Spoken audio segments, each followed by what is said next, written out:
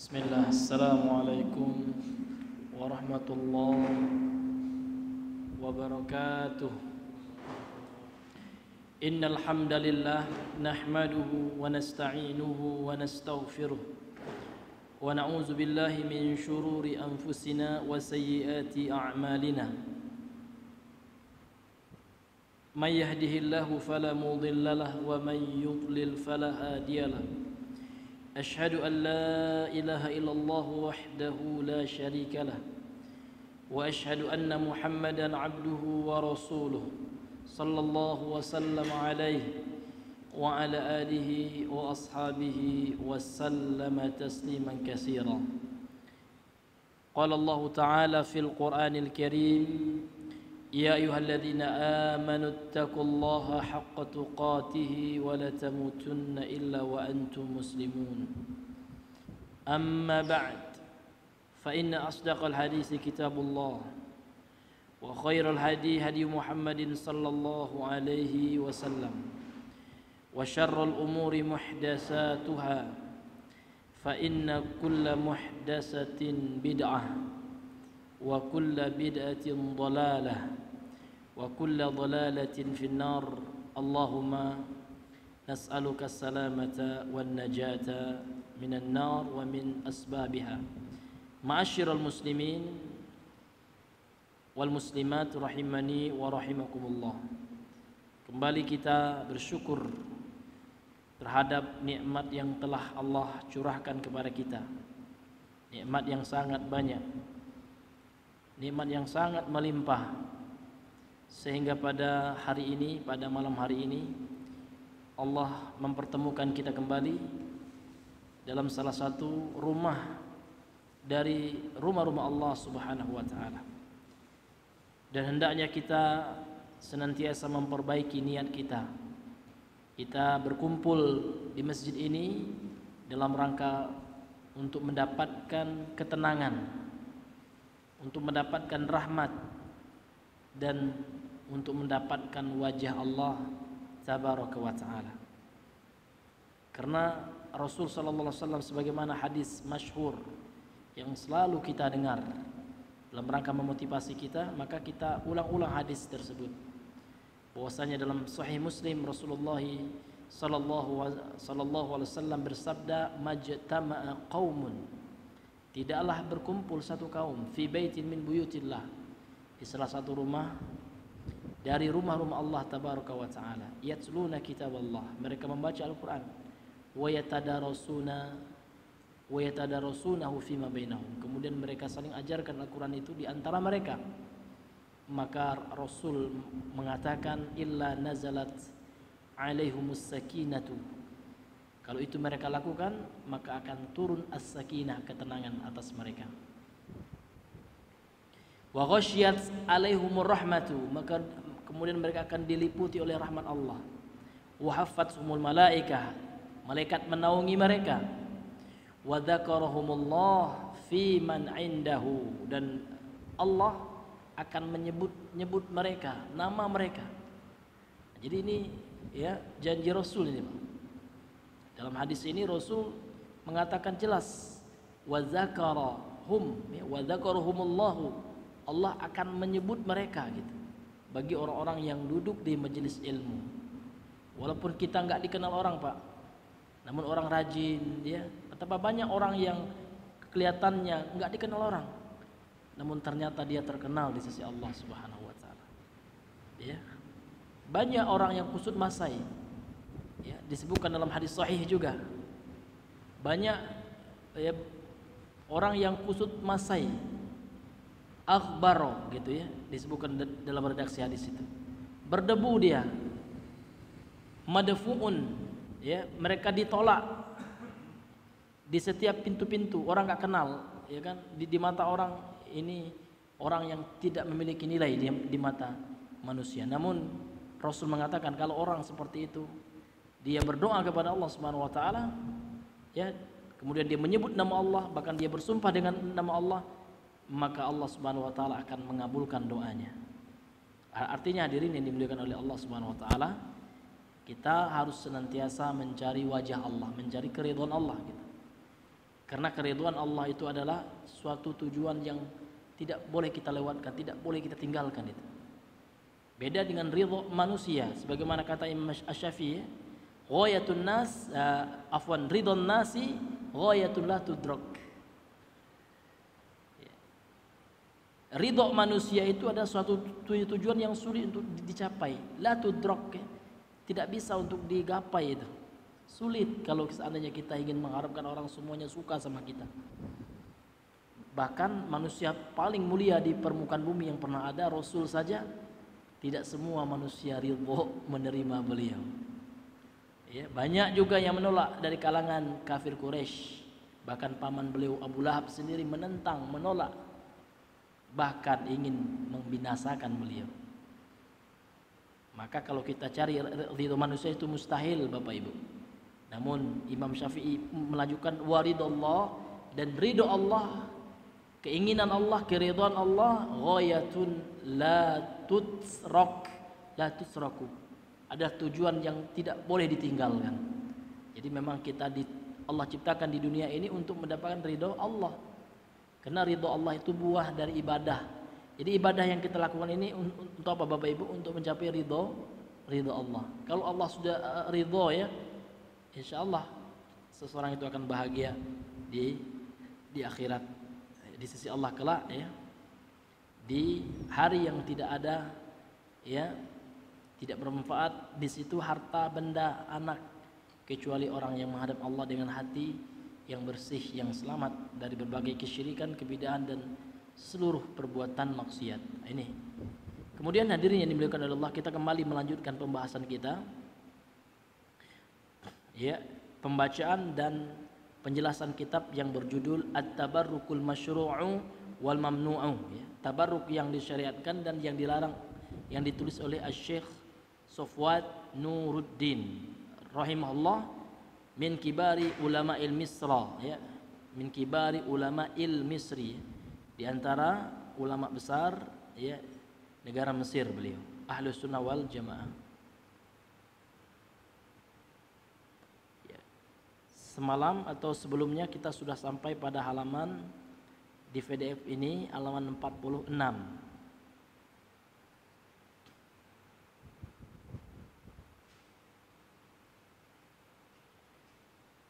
Qala al-muallif rahimahullahu ta'ala wa nafa'ana bihi wa bi ulumihi wa ghafarallahu lahu wa liwalidayhi. Berkata penulis yang semoga dirahmati oleh Allah, dan mudah-mudahan kita bisa mengambil manfaat dari ilmu beliau.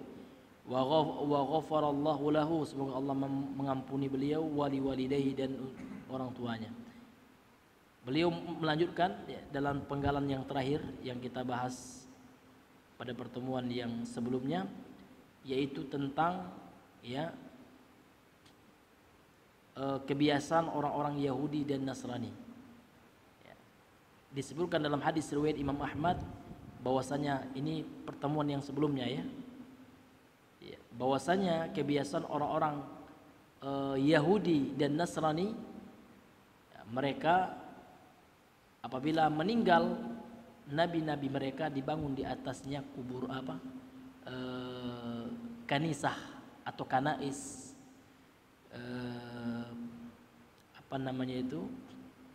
gereja-gereja, ya, atau tempat peribadahan mereka. Rawahul Imam Ahmad an Aisyah, telah meriwayatkan Imam Ahmad dari Aisyah radhiyallahu anha, yang semoga Allah meridhoinya, anna umma Habibata wa umma Salamata zakarata kanisatan ra'ainaha bil habashati fiha tasawiru, faqala Rasulullah sallallahu alaihi wasallam, inna ulaika idza kana fihim ar-rajulu salihu famata banau ala qabrihi masjidan wa sawwaru fihi tilka as-suwara ulaika syiralul khalqi indallahi azza wa jalla yaumal qiyamah. Ini hadis sahih Bapak Ibu, diriwayatkan oleh Imam Ahmad dari Ibunda Aisyah. Jadi Aisyah mengatakan bahwasanya Ummu Habibah, ini juga istri Nabi, ya, Ummu Salamah juga, mereka berdua dulu pernah ikut hijrah ke Habasyah. ke Afrika di Ethiopia. Sekarang Habasyah itu ulama mengatakan bertepat di negara Ethiopia, Pak. Ethiopia satu negara di Afrika. Habasyah ini adalah kampung halamannya Bilal. Ya, Bilal bin Rabah Al-Habasyah ya, Al-Habsyi apa? Ya. Ya, Al-Ethiopi ya. Al-Ethiopi. Nah, beliau dari Habasyah itu. Jadi tatkala Ummu Habibah dan Ummu Salamah ini ya menetap beberapa waktu di Habasyah, zakarota, mereka berdua menyebutkan kanisatan, satu gereja, ru'ainaha yang mereka saksikan bil Habasyah, di negeri Habasyah. Fiha tasawiru, di gereja itu banyak sekali ya tasawir, ini ya kan jamak dari taswir. Taswir itu foto, Pak, lukisan termasuk ya, lukisan nabi-nabi mereka kan. Maka orang Kristen sampai sekarang kan Nabi Isa itu ada lukisannya. Ternyata sejak dahulu mereka suka melukis ya nabi-nabi mereka, dibuat yang enggak senonoh ya, pakai kolor aja. Nauzubillahi min zalik. Nauzubillahi min zalik ya. Kita ya sangat kasihan gitu Pak, enggak kita cuma ya kita ya kasihan dengan mereka ya. Mudah-mudahan mereka Allah berikan hidayah gitu Pak. Iya. Ini hadirin yang dimuliakan oleh Allah. Faqala Rasulullah sallallahu alaihi wasallam, lantas Rasul sallallahu alaihi wasallam bersabda, inna ulaika, sesungguhnya mereka itu orang-orang Nasrani itu, orang Yahudi juga termasuk ini ya. In kana fihimur rajulu salihu, apabila ada seorang laki-laki saleh di tengah-tengah mereka, famata, lantas kemudian laki-laki saleh itu meninggal, banau ala qabrihi, mereka dirikan di atas kuburan laki-laki soleh itu masjidan, masjid, tempat sholat, tempat ibadah. Nah, ini jelas sekali ya. Ini hadis Nabi Pak. Jadi Nabi mengatakan kebiasaan orang-orang Nasrani, kalau mereka ya, kalau seandainya ada di tengah-tengah mereka orang soleh, termasuk Nabi, Nabi adalah orang soleh gitu ya. Kalau meninggal orang soleh itu mereka jadikan pada orang soleh itu, pada kuburannya itu tempat ibadah. Jadi memang kebiasaan menjadikan kuburan sebagai masjid, atau di masjid itu dibuat area, di kuburan itu dibuat areal masjid dekat dengan kuburan. Nah, berdasarkan hadis yang mulia ini, bukan kata saya Pak ya, ini hadis Rasul yang mengatakan bahwasanya ini adalah kebiasaan orang-orang Nasrani. Nauzubillahi min zalik. Dan kita dilarang untuk tasyabuh dengan mereka ya. Tegas sekali Rasul mengatakan dalam hadis sahih riwayat Imam At-Tirmizi, man tasyabbaha biqaumin fahuwa minhum. Barang siapa yang mencontoh-contoh satu kaum, maka Nabi mengatakan, Pak, kita khawatir sekali ya, kelak di hari kiamat. Nabi mengatakan, kalian sudah diusir oleh Nabi, masuklah kaum yang kalian contoh itu. Yang kita contoh sekarang Pak, sedih kita ya, hari-hari ini ya, apalagi tahun baru itu, apa loh umat Islam ya, iya kan? Untuk apa gitu ya? Apa faedahnya nyontoh-nyontoh tradisi mereka? Padahal secara historis, secara sejarah itu ada aspek historisnya itu, tahun baru masih, ya kan? Orang yang mengatakan itu orang non Muslim sendiri, penulis kitab Encyclopedia of the World ya. Ada kitab yang judulnya Encyclopedia of the World ya, ensiklopedia dunia gitu ya. Jadi disebutkan itu sejarah perayaan tahun baru itu, ternyata ini sering kami sampaikan ya. Ternyata pertama kali itu dilakukan oleh orang Romawi, karena keyakinan mereka sebelum mereka menganut agama Kristen gitu ya, mereka meyakini akan banyak dewa-dewa. Sehingga nama Januari sendiri itu diambil dari nama dewa yang mereka yakini. Nama dewa, ada yang mengatakan Janus, ada yang mengatakan Janus, itu dewa berkepala dua. Itu bisa di Google Pak ya, di Google ada itu. Itu yang sekarang kita dicontoh oleh sebagian kaum muslimin, yang kita sangat prihatin ya Pak ya, sangat sedih kita ya. Kenapa? Gitu. Ini hadirin yang dimuliakan oleh Allah Subhanahu Wa Taala. Kemudian apa yang mereka lakukan kalau meninggal orang soleh di kalangan ahlul kitab, orang Nasrani dan Yahudi itu, wasawwaru fihi tilka suwara, mereka akan buat ya surah itu banyak jama dari surah ya, gambar makhluk bernyawa, mereka lukis. Dan ini juga mana yang kedua, mereka buat patungnya, termasuk mananya. Sehingga Rasul mengatakan di sini, ulaika syirarul khalqi, mereka adalah makhluk yang terburuk indallahi azza wa jalla yaumil qiyamah, di sisi Allah azza wa jalla di hari kiamat. Jadi jelas sekali Pak ya, bahwasanya kebiasaan menjadikan kuburan sebagai masjid ya, atau di areal ya kuburan dibuat masjid ya kan, ini adalah kebiasaan, tradisi serta tata cara ibadah orang-orang Nasrani dan Yahudi. Wa zakarahu al-Imam Muhammad ibnu Jaririn fi tafsirihi an ghairi wahidin minas salaf. Hal yang senada juga telah disebutkan oleh Imam Muhammad ibnu Jarir. Nah, ini penulis kitab tafsir Ibnu Jarir ya, At-Tabari. Tafsir At-Tabari itu sebagian ulama mengatakan adalah referensi daripada Imam Ibnu Katsir. Bahkan ada yang mengatakan Imam Ibnu Katsir itu tafsirnya itu diambil ringkasan dari tafsirnya Imam At-Tabari ini, Ibnu Jarir At-Tabari. Jadi beliau menukilkan ya lebih dari satu dari kalangan ulama salaf yang mengatakan hal yang senada. Ya. Undur ya, lihat kata beliau, baban nahyi an ittikhadhi quburil anbiya'i wassalihin masajida littabarruki wa ta'zimi. Ini pada halaman nanti safhata salasah wa sab'ina, pada halaman 73. Maka akan beliau bahas nanti pembahasan ini dalam bab an-nahyu, larangan anittikhadhi qubur anbiya, menjadikan kuburan para nabi wassalihin dan orang saleh masajidah, sebagai tempat ibadah, masjid tempat sujud. Lit tabarruki, dan juga larangan untuk dijadikan tempat ngalap berkah, tabarruk wa ta'zim, dan tempat yang diagungkan. Nah, ini hadirin yang dimuliakan oleh Allah tabaraka wa taala. Jadi ya berdasarkan hadis tadi jelas sekali Pak ya. Orang-orang yang menjadikan masjid di atas kuburan itu bukanlah berasal dari ya agama Islam.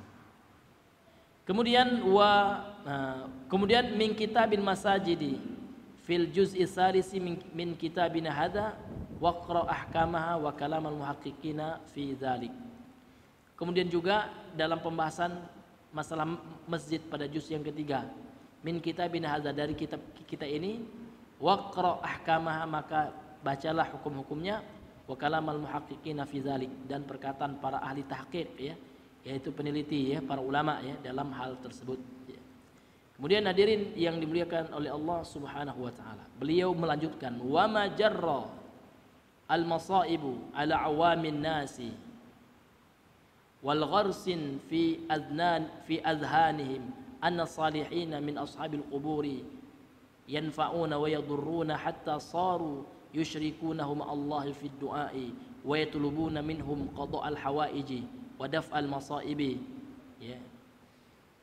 Kemudian kata beliau, wa ma jarra, apa yang terjadi, yang telah terjadi, yang berjalan gitu ya, al masaibu, berupa al masaib, musibah ala awamin nasi, terhadap orang-orang awam dari kalangan manusia. Kemudian ya, syubhat ya yang dihembuskan kepada mereka, pada pemikiran-pemikiran mereka. Ini termasuk musibah gitu ya, yang didoktrin pada pemikiran mereka. Annas salihina, ini syubhatnya Pak ya, bahwasanya orang-orang soleh itu min ashabil quburi, orang-orang yang telah meninggal itu ashabul kubur ya, pemilik kubur ya. Apa syubhatnya? Mereka mengatakan orang yang telah meninggal itu yanfa'un, bisa mendatangkan manfaat, bisa memberikan manfaat. Maka kita harus berdoa dengan orang itu gitu, minta sama orang itu, karena orang itu berkuasa, bisa mendatangkan manfaat. Minta sama orang itu, ya Allah, ngeri sekali nih Pak ya, keyakinan yang seperti ini, minta sama orang itu syubhatnya. Karena mereka mengatakan orang yang meninggal itu bisa memberikan manfaat, Pak. Bermanfaat orang itu, maka minta sama dia. Ini yang bahayanya. Wa yadurruna, dan orang yang meninggal itu bisa menolak kemudaratan, menolak musibah. Karena musibah termasuk mudarat. Maka ketika datang musibah, ayo rame-rame minta kepada syekh yang telah meninggal. Ini luar biasa.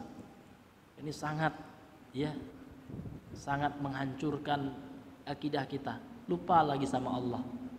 Apa-apa ingat orang soleh, kok nggak ingat Allah?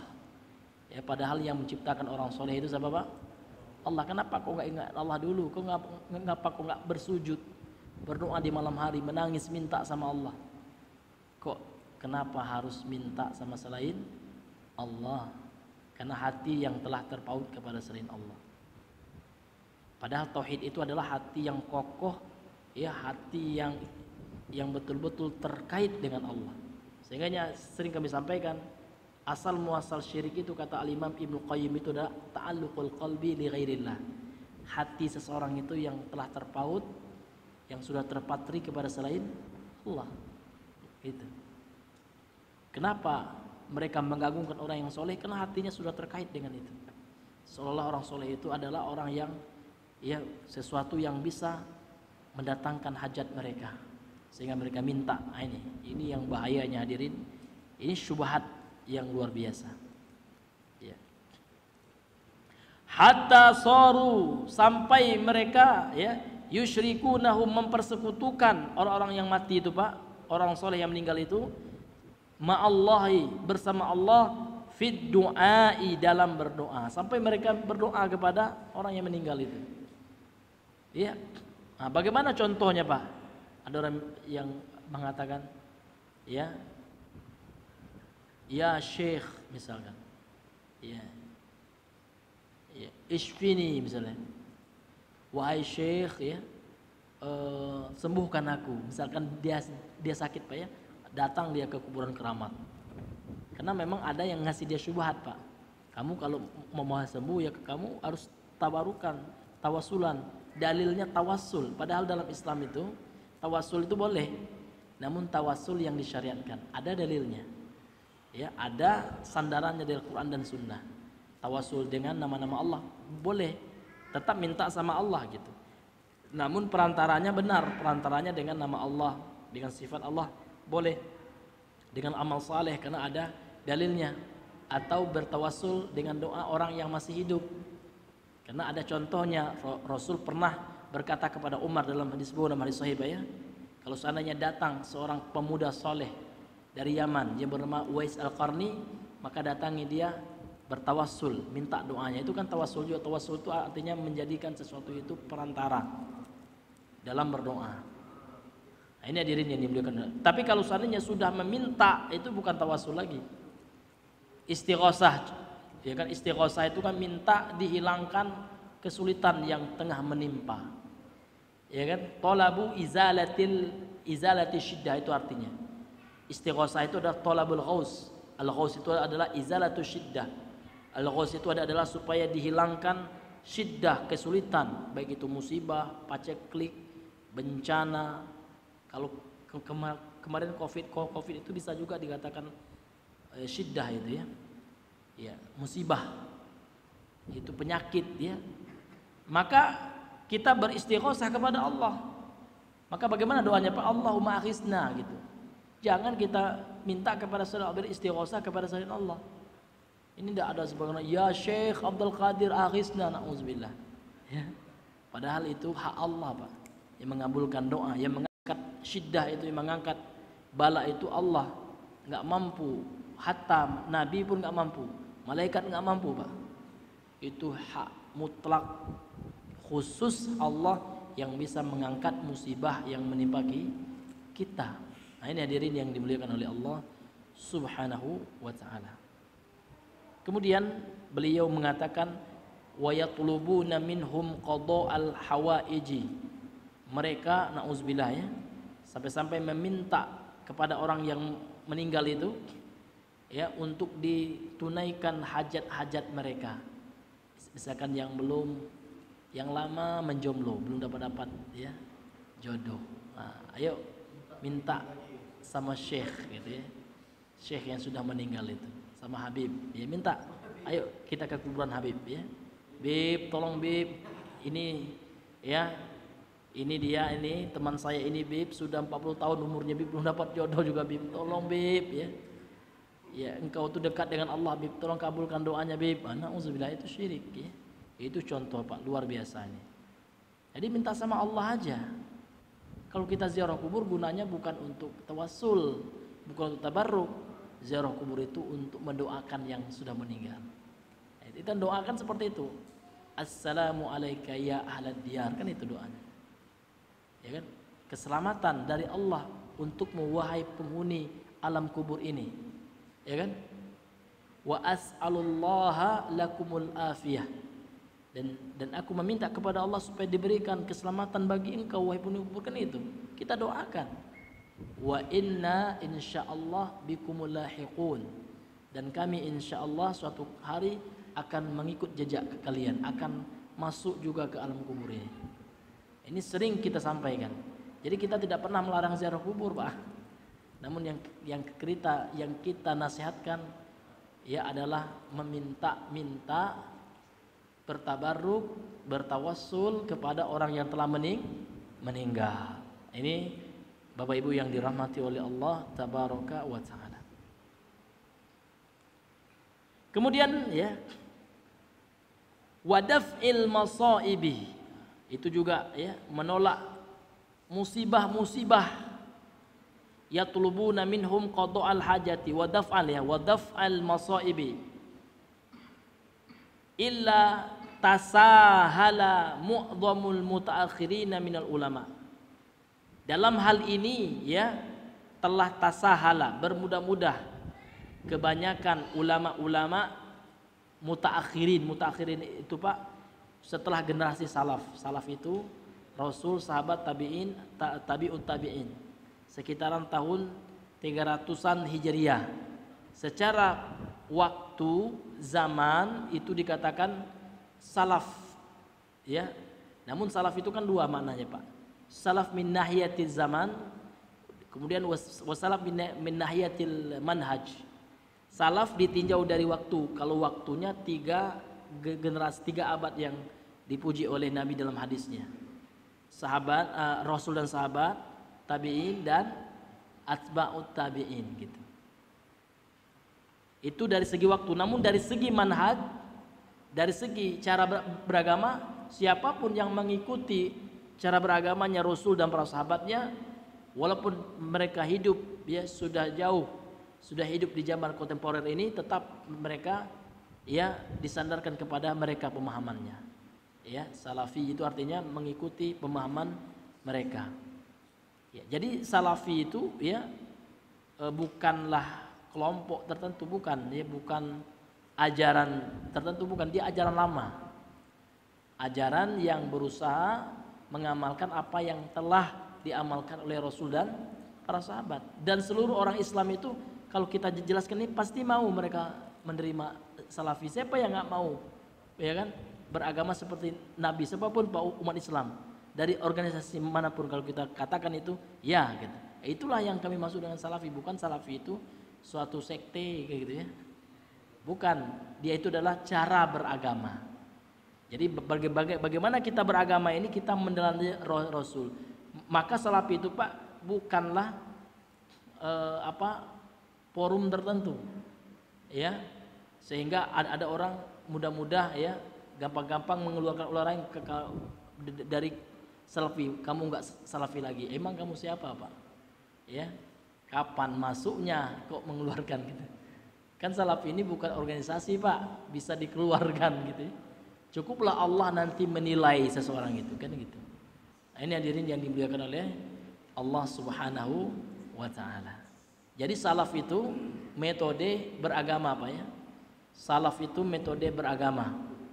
Dia bukan yayasan tertentu, bukan organisasi tertentu, namun dia adalah ya metode seseorang itu mendekatkan dirinya kepada Allah, menjalankan agama ini ya menurut apa yang telah dipahami, dijalankan oleh Rasul dan para sahabatnya. Maka nggak boleh orang mengklaim ya dialah yang salafi gitu.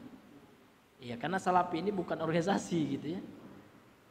Nggak boleh mengeluarkan orang lain ya. Nah, ini hadirin yang dimuliakan oleh Allah. Namun Ahlussunnah ini, manhaj salaf ini tentu punya ya usul. Usul itu Pak dasar-dasar keyakinan. Ada dasar-dasar keyakinannya. Sehingga kalau seandainya dasar-dasar keyakinan itu kita amalkan, insya Allah ya kita berusaha menempuh jalannya Rasul sallallahu alaihi wasallam. Namun kalau orang melanggar dasar-dasar itu bisa menjatuhkannya ke dalam kesesatan. Karena orang yang beragama tidak sesuai dengan cara beragamanya Rasulullah dan para sahabat, berarti itu tanda dari kesesatan. Karena barometer kebenaran itu adalah ketika sesuai beragama kita dengan agamanya Nabi. Contoh sholat aja Pak. Sholat subuhnya Nabi berapa rakaat Pak? 2. Kalau ada orang beragama sekarang enggak, saya lebih hebat lah daripada Nabi. Masa 2? Subuh kan waktu pagi, ya cocok untuk banyak gerak. Saya 10 rakaat Pak. Walaupun dia mengatakan dia hebat, ya lebih banyak rakaatnya, maka kita katakan itu sesat. Kenapa? Karena cara dia beragama dari aspek sholat ini sudah menyelisih cara beragamanya Rasul. Jadi manhajnya sudah menyelisih manhaj beragamanya Rasul dan para sahabat. Jadi simpel memang salaf itu. Ya, ini hadirin yang dimuliakan oleh Allah Subhanahu wa taala. Jadi barometernya ada. Ya. Sumber hukumnya ada, yaitu Al-Qur'an dan Sunnah, ini yang primer. Kemudian yang sekunder ada Pak ya? Ijma dan qiyas gitu. Jadi ijma ini ya sesuatu yang tidak bertentangan dengan Al-Qur'an dan Sunnah gitu. Kalau ada orang yang menukil ini sudah ada ijma'nya Ustadz ya, namun itu bertentangan dengan Al-Qur'an, maka kita katakan ini nggak benar ijma'nya kan gitu. Karena ijma' yang diakui itu adalah yang tidak bertentangan dengan Al-Qur'an dan Sunnah gitu. Kalau qiyas adalah permasalahan yang memang tidak ditemui di zaman Nabi ya. Namun ya hukumnya itu sama gitu ya. Contoh Pak, di zaman Nabi orang tidak ada melakukan bayi tabung, ya kan? Belum ada teknologinya. Nah, ini berkaitan dengan masalah muamalah antar. Masalah ya teknologi gitu ya. Contohnya juga di zaman Nabi belum ada kasus orang menggunakan sabu gitu ya. Belum ada orang nyabu Pak. Nyabu zaman sekarang lah. Kan orang yang sudah orang ahli apotek gitu ya, ahli obat. Nah, dibuatlah racikan senyawa kimia itu kan. Dibuatlah obat yang merangsang, yang membuat seseorang itu fly gitu ya. Jadi apa hukumnya? Di zaman Nabi kan belum ada, maka dilihat apa dampak negatifnya. Ternyata dampak negatifnya itu memabukkan. Ternyata dalam Al-Quran ada juga sesuatu yang Allah haramkan karena memabukkan, yaitu khamar. Maka dikiaskanlah, kias itu artinya dianalogikan. Hukum sabu itu, hukum narkoba itu kepada hukum khamar. Khamar kenapa? Alasan Allah mengharamkan apa? Karena memabukkan. Karena Nabi mengatakan dalam hadis sahih ya, kullu muskirin haramun qaliluhu wa kasiruhu. Segala sesuatu yang ada kandungan zat yang memabukkan, alkoholnya gitu ya, maka itu haram hukumnya, baik itu sedikit maupun banyak. Kan ada juga orang mengatakan, tapi Pak Ustadz saya kan minum sedikit nggak mabuk, tetap haram. Karena Nabi mengatakan setiap segala sesuatu yang ada kandungan yang memabukkannya walaupun sedikit haram. Ya kan, qaliluhu ya wa kasiruhu haramun. Banyak dan sedikitnya tetap haram Pak, walaupun nggak memabukkan kan gitu. Makanya segala sesuatu yang mengandung unsur memabukkan atau khamar itu diharamkan, dan narkoba termasuk khamar. Sehingga narkoba dalam Islam itu hukumnya haram. Dan apalagi yang membuat haram khamar itu ketergantungan. Al-idman ya, ketergantungan. Jadi segala sesuatu hal yang dikonsumsi membuat orang itu ketergantungan dan memunculkan dampak negatif itu juga diharamkan. Sehingga rokok haram ya. Ini bukan kata saya Pak, ulama dunia itu yang mengatakan. Ya, ulama dunia. Perkumpulan ulama dunia, bahkan ulama Al-Azhar pun seperti Yusuf Al-Qardawi rahimahullah juga mengatakan haram. Ya. Padahal beliau bukan ulama Saudi kan gitu ya. apalagi ulama Saudi gitu ya, lah jelas mengharamkannya. Ini ulama non Saudi saja juga telah mengharamkannya, ya kan? Rokok tersebut. Nah, ini Bapak Ibu yang dirahmati oleh Allah. Bahkan bukan hanya orang Islam, Pak, orang non Muslim saja, ikatan kedokteran dunia itu, ya kan, ikatan ahli kesehatan WHO, ya, World Health Organization gitu ya, organisasi kesehatan dunia, WHO kalau pakai ejaan kita ya, WHO pun telah mengeluarkan ya maklumat nggak boleh rokok, sehingga kalau di negeri kafir, saya pernah ke Singapura Pak ya, nggak boleh sembarangan orang merokok, bisa kena denda besar Pak, bisa ribuan dolar kita bayar, ada tempat khusus mereka gitu, menunjukkan apa, rokok itu bahaya ya, rokok itu bahaya, nggak sembarang. Itu negara kafir itu Singapura itu ya, banyak orang nonis itu ya, non Islam itu, orang Cina, orang keturunan ras Cina banyak di situ saya lihat ya, nggak boleh sembarang apa ya di Singapura itu, di tempat umum merokok akan ada denda gitu ya. Nah, ini hadirin yang dimuliakan oleh Allah Subhanahu wa taala. Taib, kemudian beliau melanjutkan wa dzakara hadhil bid'ah fi kutubihim wala adri mal ladzi alja'ahum ila dzalika wa ahaditsu Rasulillah sallallahu alaihi wasallam tuhaddziru minhu akana haulai a'lamu ya bi sunnati Rasulillah sallallahu alaihi wasallam min Umar ibn al-Khattab radhiyallahu anhu haitsu amara bi qat'i asy-syajarati allati ya yubi'u ya, ini agak kurang jelas ya, biqat'i syajaratil lati ya buyi'a ya tahtaha an-nabiyyu sallallahu alaihi wasallam faqata'aha li'anna an-nasa kanu yadhhabuna fayusalluna tahtaha tabarrukan wa ma amara Umar radhiyallahu anhu biqatiha illa khaufan minal iftinani biha. Ini luar biasa. Sekarang beliau ingin meluruskan, ada sebagian ulama kontemporer Pak ya, ulama al-mutaakhirin setelah generasi salaf gitu ya. Ya, jadi dalam kitab-kitab mereka itu terkadang ada yang menganjurkan itu bertabarruk ya kepada sesuatu yang tidak ada dalilnya. Apa kata beliau?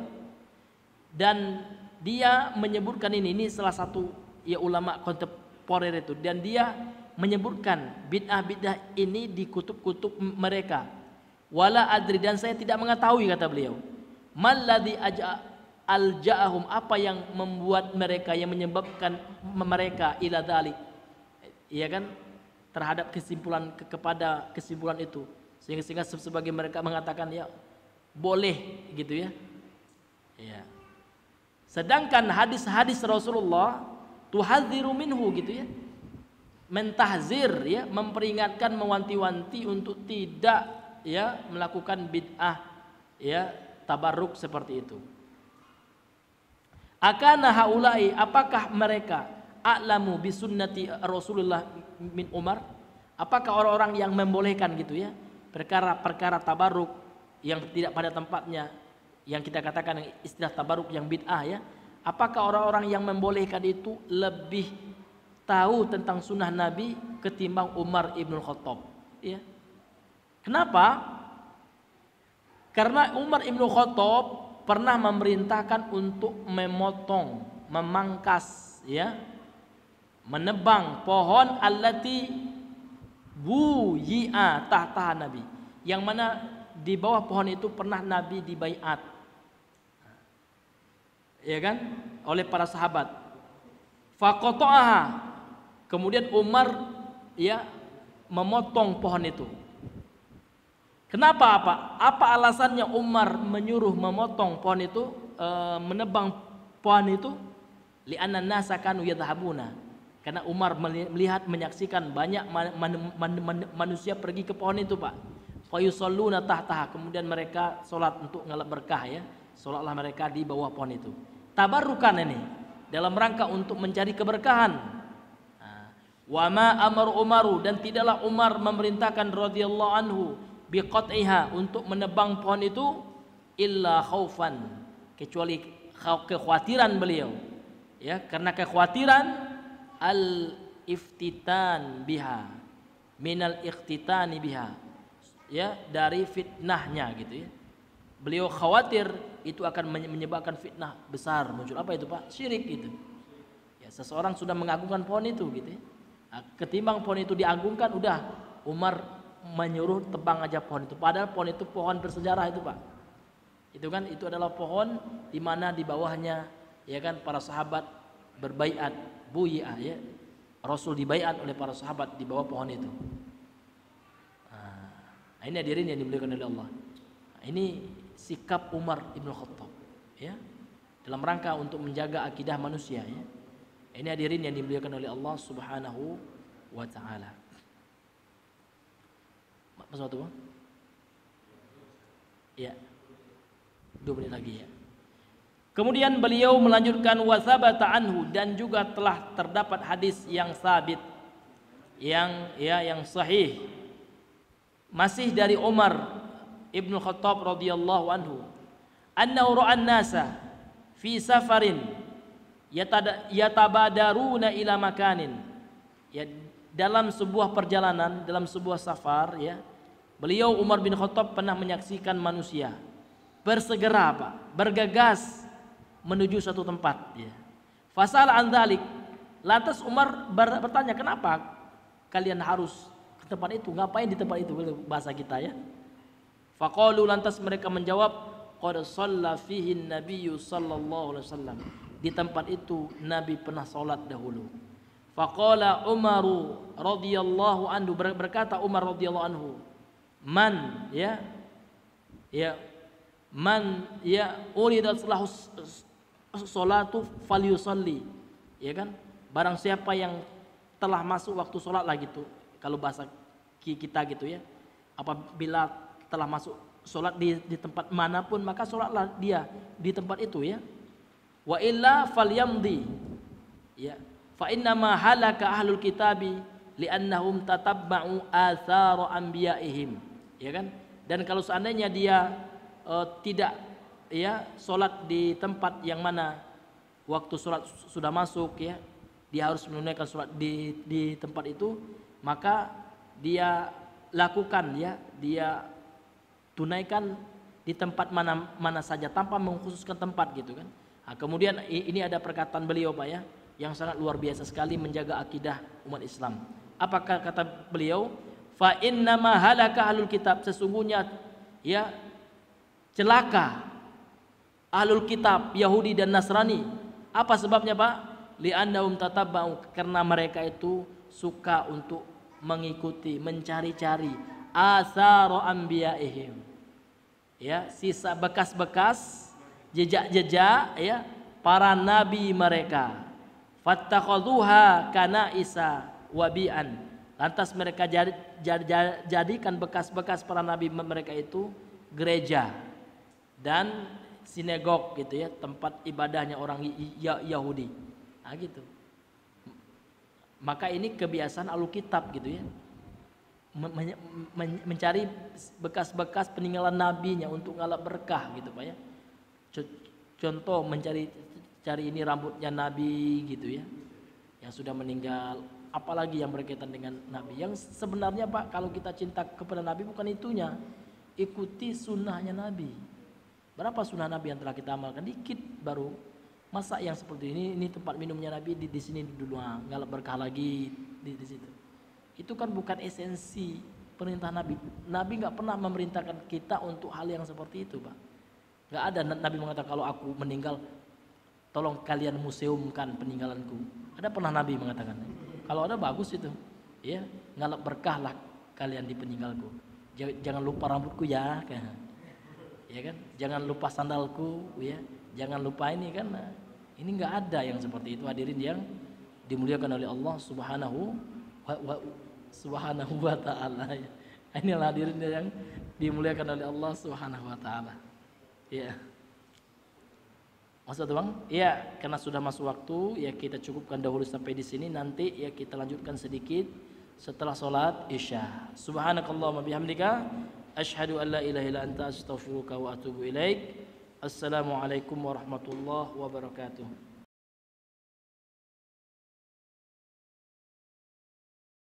Assalamualaikum warahmatullahi wabarakatuh.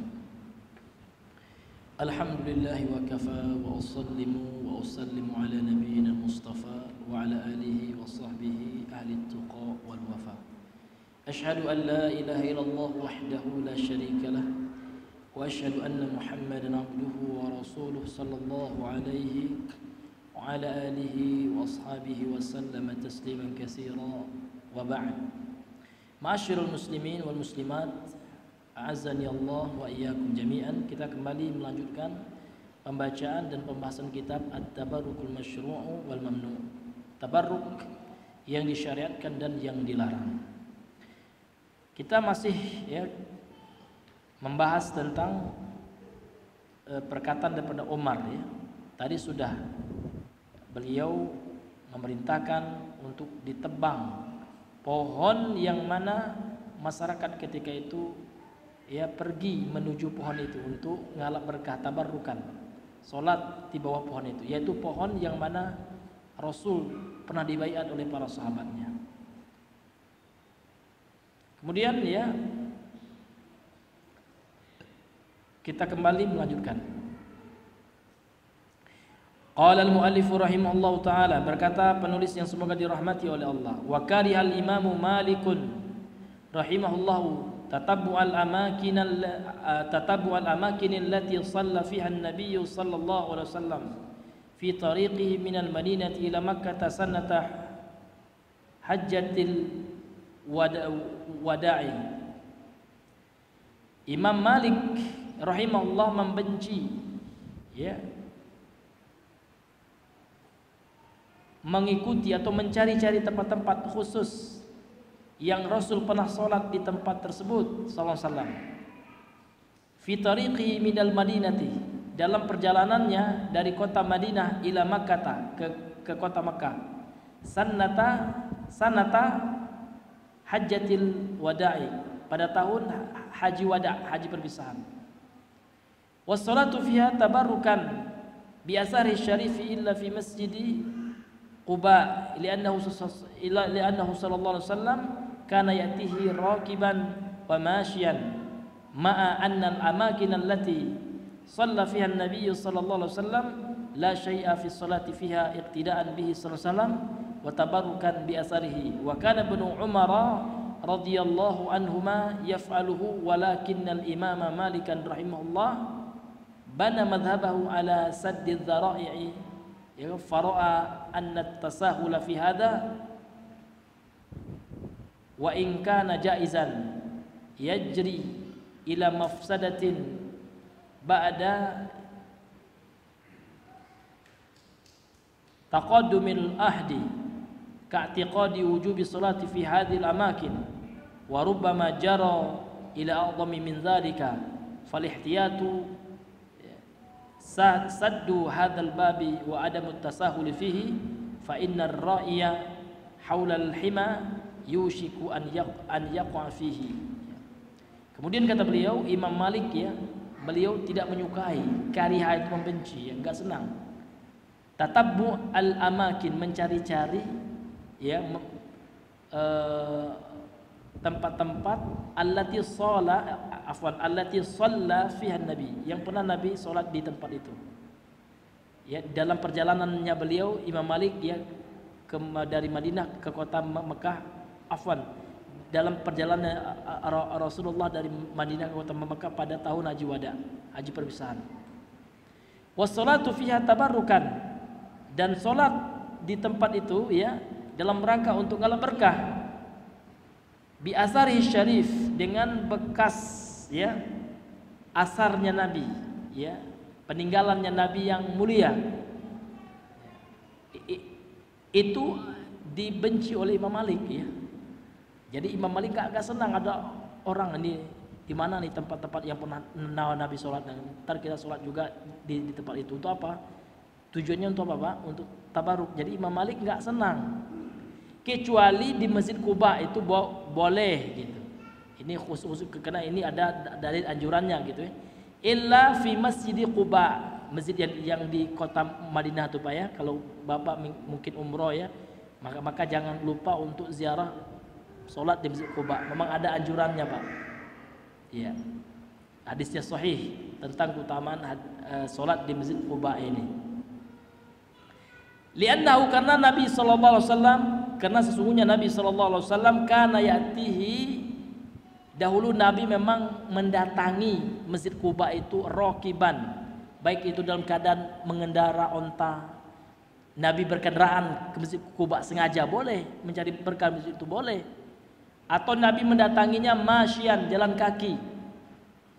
Ma'annal amakin allati shalla fiha Nabi sallallahu alaihi wasallam la syai'a fi sholati fiha iktidaan bihi. Ya, adapun ya tempat-tempat yang Nabi pernah sholat di dalamnya sallallahu alaihi wasallam la syai'a fi sholati fiha, maka tidak ada sedikit pun, kata Imam Malik ya, enggak boleh ya kita sengaja sholat di dalamnya ya, iktidaan bihi sallallahu alaihi wasallam wa tabarrukan bi asarihi, dalam mengikuti beliau dan bertabaruk, mengalap berkah, mencari berkah dengan peninggalan Rasul sallallahu alaihi wasallam. Nah, ini ya, ini tidak ada kalau menurut Imam Malik kan seperti itu. Jadi kecuali Masjid Quba, kalau Masjid Quba ya gitu ya. Karena Nabi itu sengaja pergi baik itu dengan kendaraan, dengan jalan kaki gitu ya. Namun tempat-tempat yang lain yang Nabi pernah sholat di tempat itu nggak usah gitu ya. Sholat di situ nggak usah gitu. Apalagi diyakini tempat itu bisa mendatangkan berkah. Karena nggak ada dalilnya kan seperti itu. Wa kana Ibnu Umar radhiyallahu anhuma yaf'aluhu. Ya. Adalah dahulu Ibnu Umar melakukannya. Namun Ibnu Umar pernah melakukan yang seperti itu, sholat di tempat-tempat yang pernah Nabi sholat gitu ya. Lakinnal Imam Malik, akan tetapi Imam Malik rahimahullah bana mazhabahu, beliau membangun mazhabnya. Ini kalau menurut mazhabnya Imam Malik ya, mazhab Maliki ya. Maka apa yang mereka lakukan, apa yang beliau lakukan, yaitu menutup celah jalan supaya tidak jatuh ke dalam kebid'ahan. Makanya beliau larang itu. Ala saddiz zara'i ya. Memutus ya, menutup zara'i atau zari'ah, jalan untuk untuk bisa menjatuhkan pelakunya atau menyebabkan pelakunya jatuh ke dalam kebid'ahan. Fara'a anna tasahula fi hadza, maka beliau mengatakan ini bentuk tasahul, ya kan, sesuatu yang bermudah-mudah dalam hal itu. Ya, dalam hal ini. Wa in kana jaizan, walaupun boleh kalau seandainya sekedar sholat saja boleh, namun tetap dilarang oleh Imam Malik. Kenapa? Karena ini akan membuat orang itu ya hatinya mengagungkan tempat itu gitu Pak. Ya, padahal kalau hanya sekedar sholat saja kan boleh kan seperti itu.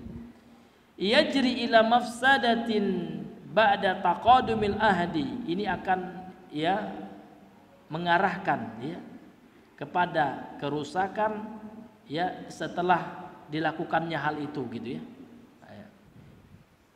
Apa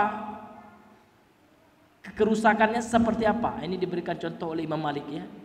Ka'tiqadi wujubis sholati fi hadhil amakin, seperti keyakinan wajibnya sholat di tempat-tempat itu. Jadi kenapa dilarang oleh Imam Malik Pak? Walaupun kalau hanya sekedar sholat itu boleh, kecuali kalau tabarruk, nggak ada dalilnya, nggak boleh. Kenapa dilarang juga oleh beliau? Karena akan ada keyakinan nanti wajib sholat di tempat-tempat itu. Akan ada nanti keyakinan wajib sholat di tempat yang Nabi pernah sholat di situ.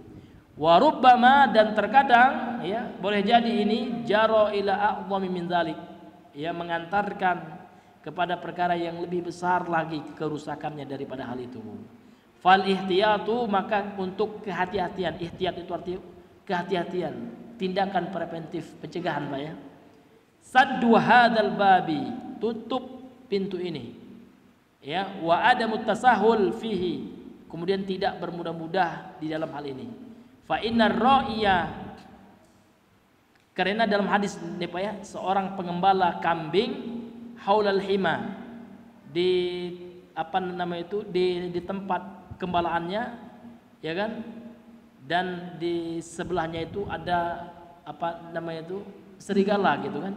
Adik kalau seandainya pengembala ini nggak hati-hati ya, bermudah mengembalai kambingnya, ya mengembalai kambingnya dekat dengan apa namanya itu, serigala yang akan selalu memantau, akan memangsa kambingnya, yushiku an yaqafi, maka dikhawatirkan dia jatuh ke dalam hal itu sehingga kambingnya diterkam, dimangsa oleh serigala.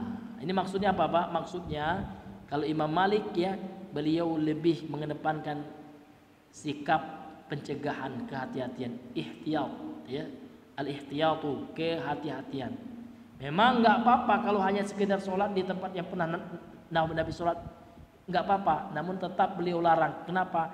Karena dikhawatirkan orang akan menganggap itu tempat berkah, dan dikhawatirkan orang akan meyakini wajib sholat di tempat itu sehingga dicari-cari tempatnya, ya diyakini dia punya keutamaan-keutamaan tertentu gitu. Ini yang beliau khawatirkan sehingga mengantarkan kepada kerusakan yang lebih besar ya.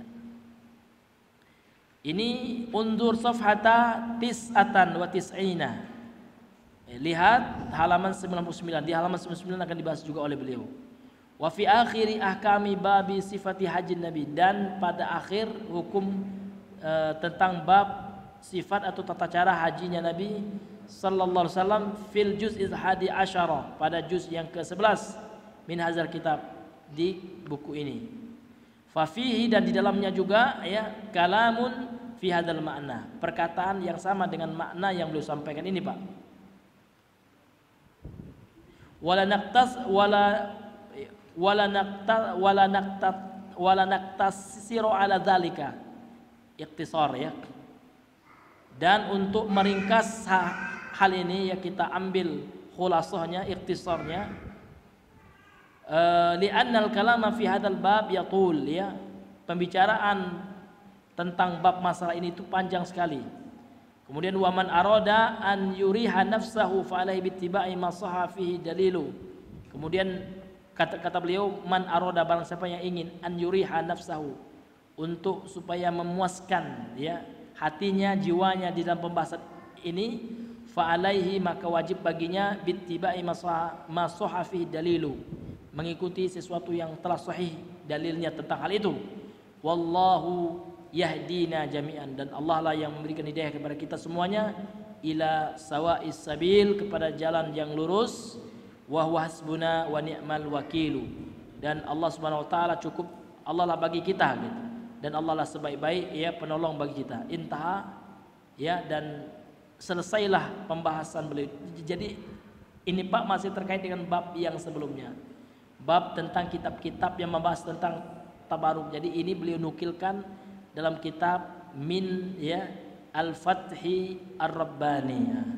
Pertanyaannya, siapa yang masih ingat, Pak? Kitab Fathur Rabbani itu tentang apa kemarin? Kan pembahasan kita ini adalah kitab-kitab yang ditulis oleh para ulama tentang tabaruk. Nah, siapa yang masih ingat kitab Fathur Rabbani itu kitab apa itu? Dan siapa penulisnya? Kalau bisa jawab, nanti ya ngasih hadiah. Ya. Apa? Jambi bertauhid ya. Iya. Siapa, Pak? Iya. Jadi Fathur Rabbani itu kitab apa itu, Pak? Merupakan kitab susunan dari Musnad Imam Ahmad. Jadi Musnad Imam Ahmad itu disusun lagi, ditertibkan lagi oleh seorang ulama Mesir. Namanya siapa yang masih ingat? Syekh Abdurrahman, yang pendek aja, Al-Banna, ayah dari Hasan Al-Banna. Jadi Hasan Al-Banna itu tokoh Ikhwanil Muslimin, namun ayahnya Ahlussunnah. Ayahnya ulama besar, namanya Abdurrahman Al-Banna. Punya kitab ini gitu ya. Nah, ini hadirin yang diberikan oleh Allah, punya kitab judulnya Fathur Rabbani fi Tartibi Musnad Imami Ahmad ya. Jadi Musnad Imam Ahmad itu Pak yang sekitar 20 jilid itu ya, itu disusun kembali oleh beliau. Ya, ditertibkan kembali urutan-urutannya, dibuat penomorannya gitu ya. Nah, disyarah oleh beliau, dijelaskan makna-makna yang terkandung dalam hadis tersebut. Nah, wallahu taala a'lam bisawab. Jadi kita telah habis ya pembahasan tentang masalah kitab-kitab yang membahas tentang tabarruk kan gitu. Nah, jadi dalam kitab itu Pak, ini adalah Syekh Abdurrahman Al-Banna itu ya, beliau meluruskan tentang tabaruk dan meluruskan ada sebagian ulama kontemporer yang membolehkannya. Itu yang beliau jelaskan, beliau bawakan dalil dari kitab Imam Ahmad tadi kan, ya kan, bahwasanya itu tidak diperbolehkan dan termasuk perbuatan Yahudi, orang Nasrani itu ya, alul kitab, yang mana kalau meninggal orang soleh mereka bangun ya, mereka bertabaruk, bangun masjid di atas kuburan mereka atau tempat ibadah. Baik ya, maka selesailah kita pembahasan tentang bab itu. Insyaallah pada pertemuan yang akan datang kita baru masuk halaman 49 di PDF ini, yaitu tentang mafhumul barakati. Pemahaman apa makna dari barokah itu apa? Kan seperti itu. Orang mencari barokah, tabaruk ya. Barokah itu sendiri apa maknanya? Ini akan kita bahas insyaallah pada pertemuan yang selanjutnya. Ya, ini buku cuman 70 halaman, Pak.